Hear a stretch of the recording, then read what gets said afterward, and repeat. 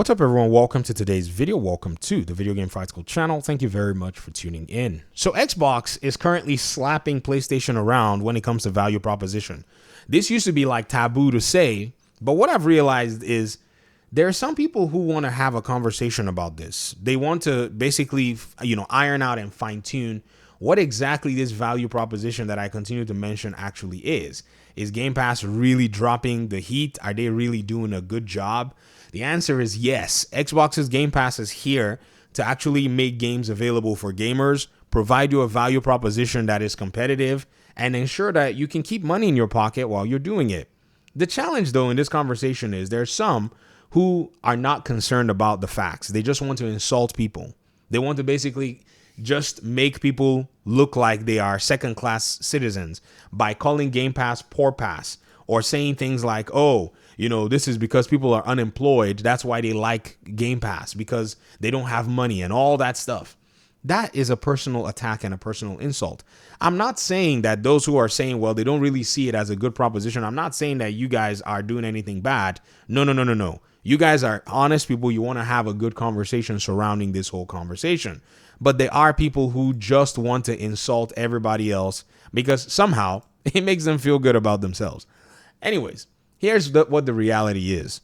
The Game Pass ecosystem has exposed what I've always argued to be Sony's lack of providing any insane service for its own consumers, even after raising prices this last year.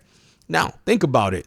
When you take your PlayStation Premium and PlayStation Essential subscription and juxtapose it against what Game Pass has to offer and what Game Pass is going to offer soon, you can already tell that those leaks from Insomniac, where it seemed like Sony was basically analyzing how behind they were actually quite credible in a sense. I mean, think about it. When they said our pillars are outdated and we are behind the competition, they are behind the competition. I make this video simply not just to go ahead and engage in some fan wars. That's nonsense. I game on PC. I do all kinds of interesting stuff because this is kind of the platform that I've always liked. I like the flexibility. I like the versatility as well. But the big thing is, because these two companies now sit in a very important position, that is PlayStation and Xbox, we don't want any one company to hold the hegemony. We want both of them to continue to be neck and neck in their competitive proposition. I want Sony to compete very heavily, and they need to bring the heat in response to what's going on. If they do not bring the heat, they are not worth any consumer's money in my mind. This is how I see it. Simply because if Xbox continues to move at this pace, which is it's a dominating pace, this pace is no longer, we want to do tit for tat with PlayStation anymore. Those days are gone. Xbox looked at it all and said, okay, if we can't have it, we're going to create it.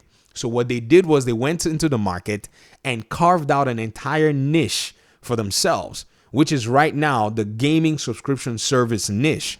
And that by itself has destroyed anything PlayStation or even any other person on any platform can put together. PlayStation doesn't need to have a subscription service. However, they need to change the game. And I've always said that their game changer needs to be them holding onto that PC platform and treating it like their own market, basically bringing games day and date. I see a lot of PlayStation folks say things like, well, it's going to kill their business. My dude, their business is already being killed because their golden geese, FIFA and Call of Duty, have now changed hands. Their biggest competitor is going to be selling the biggest game of the year, using their platforms as deployment devices for it. So what happened was, like I said, they could not do it, so they went ahead and they basically made it. They could not sell those consoles at 25 million, 50, 100 million a pop. So what did they decide to do? They went ahead and carved themselves out a niche, and now they're making Sony look like they're on the back foot. In fact, they made Sony look like Sony was following their business model, when in reality, that was always the natural progression if the market never necessarily allowed for the growth that PlayStation wanted. I'm not going to sit here and say, Xbox was already innovating in the PC space. No, they moved to the PC space out of necessity. And that's the exact same thing that PlayStation is doing. However, PlayStation seems to only have one foot committed into it, when in reality, they actually need to put way more effort into that. And that's where I think their first opportunity is. Other opportunities will also be going aggressively to work with other publishers and partners, like they said in their own analysis. But first, they really have to take on the biggest current market that is in the same competitive edge as they, which is PC. PC right now is a direct competitor in a sense, in terms of, taking attention, taking dollars, taking players. And that platform is quite neutral in a sense. The platform is does not have any major commitments to it. So people find it attractive. Even console players are looking at PC. And I've seen a lot of you from our community here already start making plans to move to PC. In fact, some of you have already moved to PC. I say shout out to you, because you see the proposition, you see what's going on. It's a little difficult because you're going to lose your gaming library, but don't worry. Epic Games is going to fill it up for you. Free games and Steam sales are going to fill it up for you without any problems. So that's pretty much my, thought process for this particular matter today. I want to hear your thoughts in the comment section. And be sensible. I'm not going to be looking at these comments that are saying, hey, Xbox, this. No. We don't want any childish, we don't want any childish, sentiments. We want people who are willing to have this conversation and deal with the hard reality that is actually here right now. So thanks so much for watching the video. Appreciate you guys so much. And we'll talk pretty soon in another one. Peace out.